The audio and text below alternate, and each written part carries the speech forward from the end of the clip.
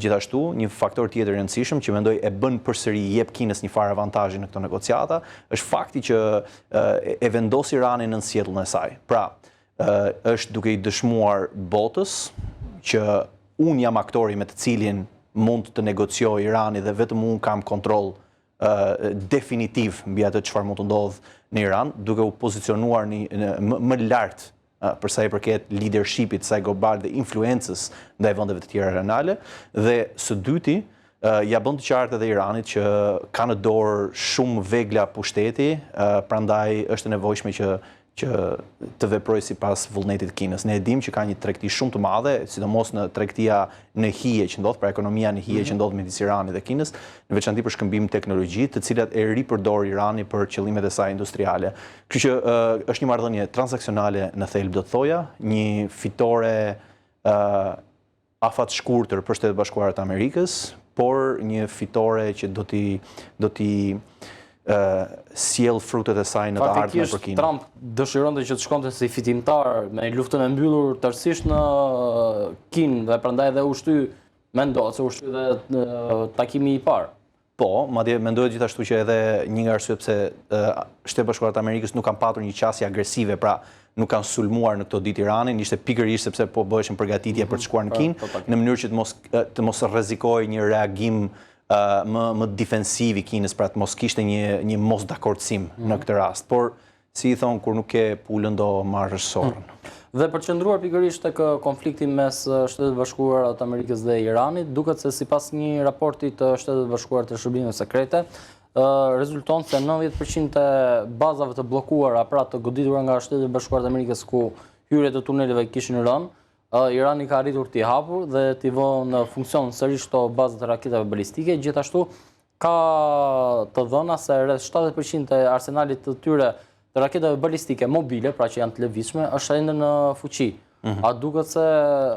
goditjet që SBA-ja dhe Izraeli zhvilluan nuk ishin aq eficiente ndaj Iranit?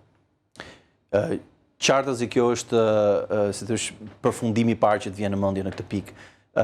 Duke konsideruar faktin që në pothuajse një vit më parë në luftën 12 ditorit të qershorit, zoti Trump tekstualisht u shpreh që kapaciteti i Iranit për të prodhuar armët është shkatëruar totalisht, dhe më pas si shoqëruar kjo dhe me fushatën e fundit të sulmeve ndaj Iranit që nga 28 shkurti, ku deklarua që rreth 90% e bazave për lëshimin e predhave ishin dëmtuar dhe një pjesë shumë e madhe e fabrikave për prodhimin e tyre gjithashtu, të duket pak surprizuese ky lajm i fundit i shërbimeve inteligjente, të cilët tregojnë se rreth që 70% e kapaciteteve mendojnë që mund të jenë akoma në këmbë. Tani kjo dëshmon disa gjëra. Pikë pari, vërtet Irani nuk është njohur aq sa ç'duhet nga grumbullimi i inteligjencës apo edhe në përgjithësi nga njohja e vendit.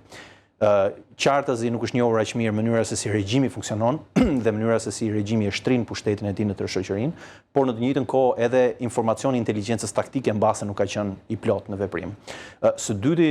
mund të duket sikur ajo që është deklaruar më herët të jetë përdorur thjesht si një manovër strategjike Shtetet Bashkuara të Amerikës në mënyrë që zoti Trump të kishte fitoren e tij. Pra, duhet justifikuar gjitha ajo ndërhyrje dhe gjitha ato kosto që financiare që pati. 25 miliard ka shkuar kosta e luftës deri më tani nga Shtetet Bashkuara të Amerikës. Duheshin justifikuar në një farë mënyrë dhe kjo justifikohet me shkatrimin total që është bërë të këtyre aseteve. Së treti, mund të mendojmë që kjo është që në realitet askush përveç këtyre shërbimeve inteligjente nuk e di gjendjen në terren, dhe kjo përdoret si një mekanizëm tjetër për të justifikuar një ndërhyrje në të ardhshme, për ta bërë atë, le të themi, më të mbështetur nga faktori ndërkombëtar, por edhe vetë brenda Shteteve Bashkuara të Amerikës, pasi dihet kjo ndërhyrje nuk pati një popularitet të madh në Shtetet Bashkuara të Amerikës. Dhe e fundit fare, mbase mund të dëshmoj edhe për aftësinë e qëndrueshmërisë të madhe që ka industria e brendshme iraniane për të rimëkëmbur veten e saj, dhe që përgatitja e tyre prej mbi 30 viteve me gërmimin e qyteteve nëntoksore praktikisht për prodhimin e këtij arsenali, nuk ka qenë e kotë dhe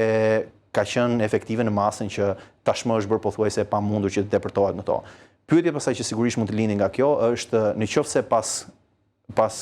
këtyre sulmeve kaq të mëdha që u bën nga Izraeli dhe Shtetet Bashkuara të Amerikës. Rreth 13.000 objektiva kishin goditur Shtetet Bashkuara të Amerikës. Dhe këto ishin vetëm në ditët e parë, vetëm 3-4 ditë e para që janë goditur, por imagjinoj që goditet me precizion kanë vazhduar edhe gjatë asaj periudhe që ne themi ka qenë armë pushim, por në fakt goditje precize ka patur shumë. Pra, po kjo na bën të pyesim nëse këto goditje dhe ky arsenal masiv i luftës ajrore i hedhur mbi Iranin ka patur një efektshmëri kaq të ulët. Çfarë do të bënte një valë e dytë e tyre? A do të kishte një efektshmëri tjetër apo do të ishte ky thjesht një justifikim për të përfshirë një konflikt më të tezgjatur të Iranit? Dhe rrjedhimisht na bën të mendojmë nëse kjo blokadë që ekziston aktualisht në Hormuz do të gjejë fund apo do t'i vijë fundi përmes një konflikti më të hapur. Dhe ndërkohë që Irani rikuperon plagët e marrë nga sulmet e muajit të fundit, duket se Shtetet Bashkuara të Amerikës dhe Izraeli, edhe pse kanë goditur bazat e ushtarake, industrinë e prodhimit, fabrikat e çelikut, pra gjithë linjën e prodhimit të raketeve balistike dhe dronëve, duket se arma kryesore për të mundur Iranin në fundit është blokada dëtare.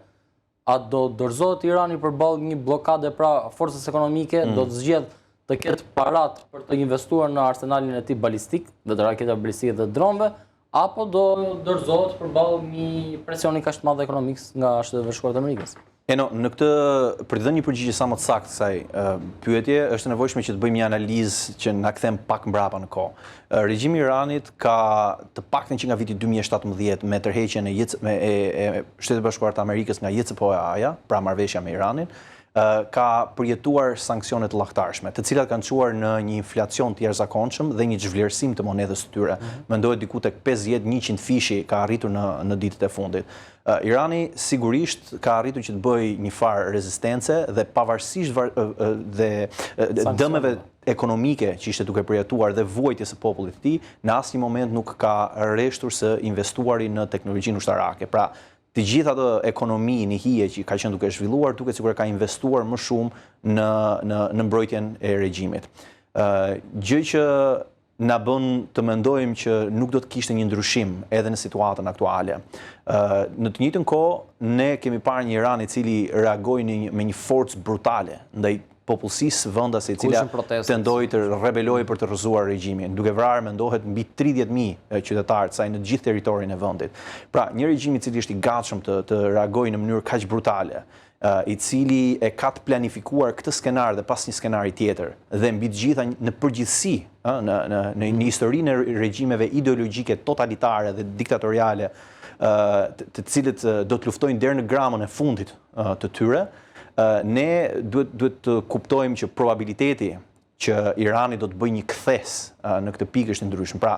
regjimet totalitare ideologjike nuk funksionojnë me logjikën e korporatave. Kemi humbje rrjedhimisht të ndryshojmë drejtimin, por ata i mëshojnë ideologjisë tyre deri në momentin e fundit. Dhe i vetmi ndryshim që mund të vijë është ose efektivisht nga brenda, ose shkatërrimi dhe kapitullimi i tyre nga jashtë. Për Iranin, kapitullimi nga jashtë duket një kafshat tepër e madhe për të përtypur dhe konflikti i fundit e ka dëshmuar këtë deri diku, do thoja unë, ose të paktën pa pasur dëme të papranueshme për ekonominë globale.